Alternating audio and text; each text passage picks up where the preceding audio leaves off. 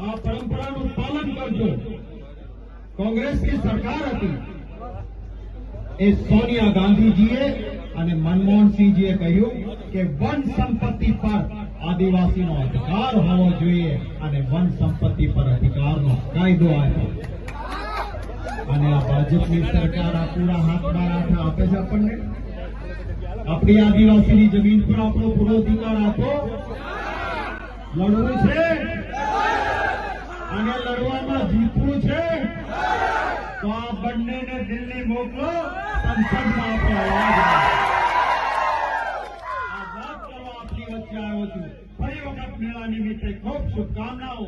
આ બંને મિત્રો આપણો આદિવાસી સમાજનો છોટાઉદેપુર, ભરૂચ અને ગુજરાતનો અવાજ દિલ્હીમાં પહોંચાડવા માટે બંનેને મદદરૂપ બનજો એ વિનંતી કરવા આવ્યો છું।